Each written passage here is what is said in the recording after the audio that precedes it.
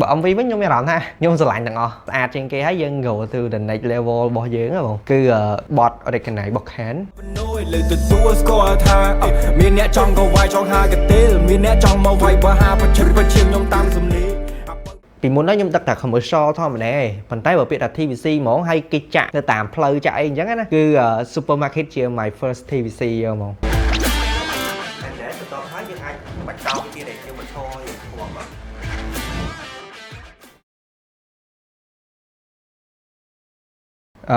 អាហ្នឹងវាចូលទៅ back story បន្តិចហ៎បងបើន័យថាដំបូងឡើយហ្នឹងក៏ខ្ញុំអត់ដឹងខ្លួនឯងថា like ចូលចិត្តអីដែរពេលដែលពីក្មេងមកឲ្យរៀនចប់អីចឹងណាបង and ថ្ងៃមួយហ្នឹងក៏មានមិត្តភ័ក្តិហៅទៅជួយ on set ខ្ញុំភ្លេចឆ្នាំហើយតែដូចជាអំឡុង2014 15អីហ្នឹងគឺកាលហ្នឹងគឺទៅជួយ set ហ្នឹងបានន័យថាយើងទៅធ្វើ PA production assistant បានន័យ run everything on set យកមកហើយក៏ទៅឃើញមាន DP ហើយនិង director ឃើញគាត់ទៅចែកគ្នាហើយឃើញគាត់ like ស្រឡាញ់បានន័យថាគាត់បង្ហាញអំពីអា vision របស់គាត់នៅ on set អីអញ្ចឹងណាបងបើគិតមកដល់ឥឡូវហ្នឹងបើរឿងជោគជ័យវិញវាអាចនិយាយបើថាវាមិនទាន់ថាជោគជ័យ 100% នៅតាមដែល goal របស់យើង set ទេបងប៉ុន្តែឆ្នាំមុនហើយនិងឆ្នាំនេះខ្ញុំចាប់ផ្ដើមឲ្យគេស្គាល់ពីការងារយើងព្រោះខ្ញុំរាល់ថ្ងៃនេះបានន័យថាខ្ញុំដើរពីផ្លូវ3ផ្លូវគឺ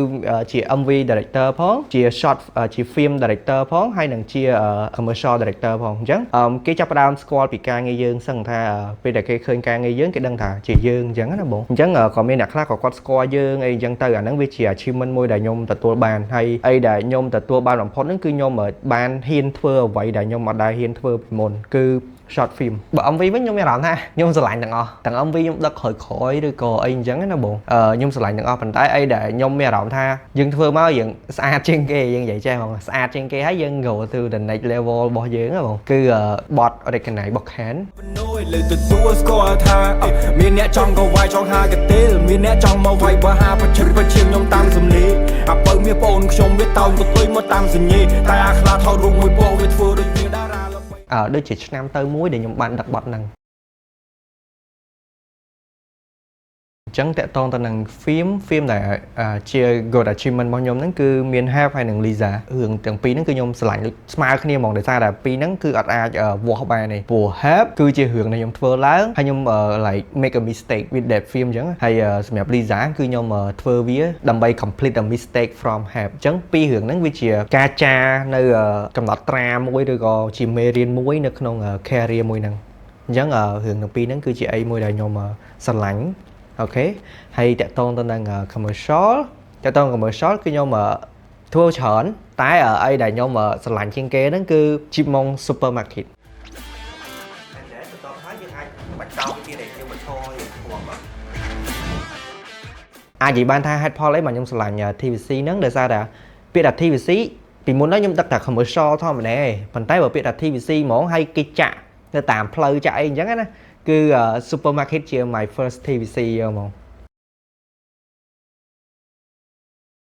ថ្ងៃដែលចាប់ផ្ដើមបានថា day 1 របស់ខ្ញុំហ្មងអញ្ចឹងខ្ញុំចាប់ផ្ដើមឡើងមកហ្នឹងពីក្មេងម្នាក់ដែលមានការសម័យច្រើនខ្ញុំសម័យច្រើនមែនតើពីក្មេងមកប៉ុន្តែខ្ញុំអត់ដឹងថា film ហ្នឹងអីគេហើយបើសិនជាសួរថាតើវាជា inspiration របស់ខ្ញុំទេនៅពេលដែលខ្ញុំមើលរឿងនៅតាមទូរទស្សន៍ឬក៏ចាក់កាសែតឬក៏ចាក់ឌីអញ្ចឹង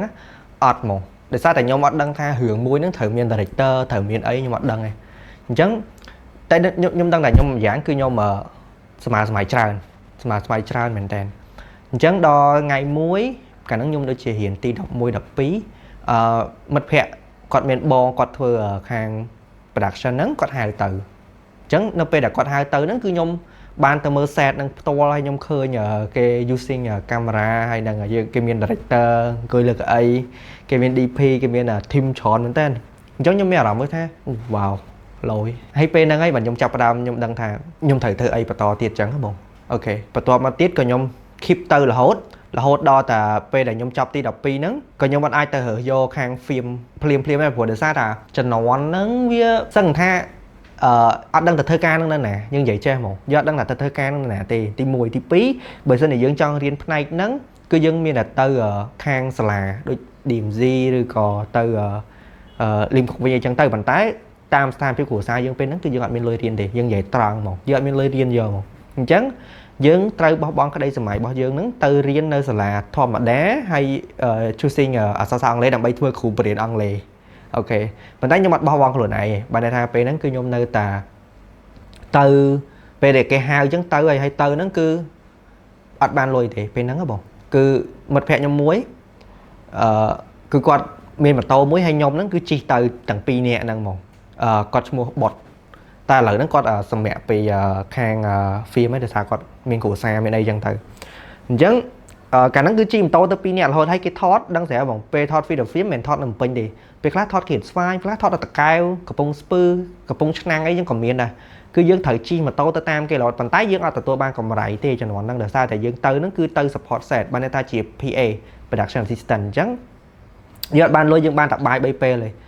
ហើយបាយ3ពេលហ្នឹងហើយក៏យើងនៅតែlike យើងទៅរហូតនិយាយទៅ passion របស់យើងគឺទៅប៉ុន្តែបើសម្រាប់ខ្ញុំមិនអាចទៅរាល់ថ្ងៃទេដោយសារខ្ញុំកាលហ្នឹងខ្ញុំធ្វើការច័ន្ទសុក្រអញ្ចឹងខ្ញុំតនេដោយសារអាទិត្យទេសូម្បីថាពេលហ្នឹងម៉ាក់ខ្ញុំក៏គាត់ដឹងថាខ្ញុំទៅណាគាត់គាត់ថាខ្ញុំទៅដើរលេងឬក៏អីចឹងទៅរហូតដល់ពេលខ្ញុំចាប់ផ្ដើមដឹងពី process នៅក្នុងហ្នឹងខ្ញុំដឹងពីការងារក្នុងហ្នឹងអញ្ចឹងខ្ញុំចាប់ផ្ដើមចូលចិត្តធ្វើអីថ្មីអញ្ចឹងកាលហ្នឹងខ្ញុំសុំគេធ្វើ AC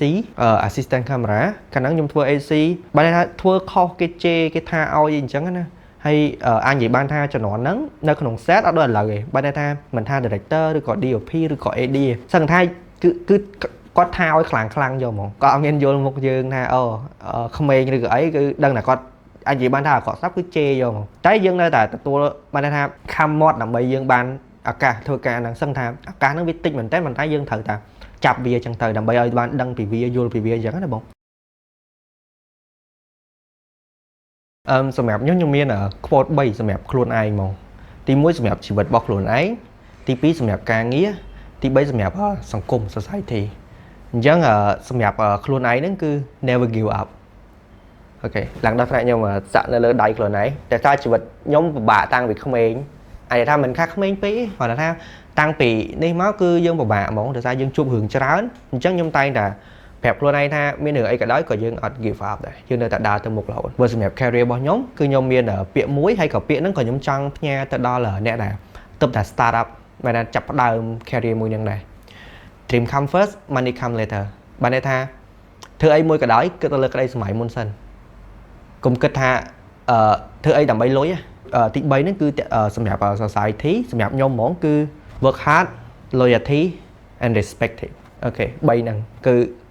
ទោះយើងខ្លាំងប៉ុណ្ណាក៏ដោយទោះយើង talent ប៉ុណ្ណាក៏ដោយអស្ចារ្យប៉ុណ្ណាក៏ដោយបើសិនជាយើងអត់មាន3ហ្នឹងក្នុងសង្គមទេវាអាចនឹងទាញយើងឲ្យធ្លាក់ចុះសឹងថា1 second មកពេចភ្នែកគឺយើងធ្លាក់ចុះហ្មងអញ្ចឹងខ្ញុំចង់និយាយពីកន្លែង detail តិចតទៅនឹង loyalty គឺភាពស្មោះត្រង់មួយ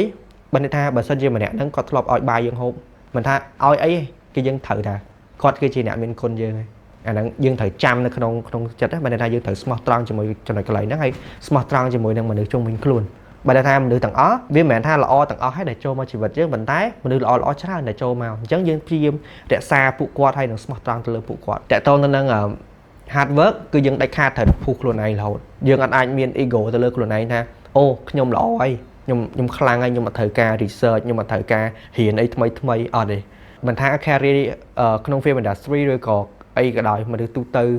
នៅក្នុងសង្គមទាំងមូលគឺយើងត្រូវតែខ្លួនឯងត្រូវតែ work hard យើងត្រូវតែរត់រហូតយើងអាចឈប់ឯពោបើមិនយើងឈប់បន្តិចគឺគេរត់ទៅមុនដែរអូខេអញ្ចឹងដាច់ខាតត្រូវតែមានអស់ហ្នឹងនៅក្នុងសង្គមវិញអញ្ចឹងអានេះវាជា quote អីដែលខ្ញុំចង់ផ្ញើទៅ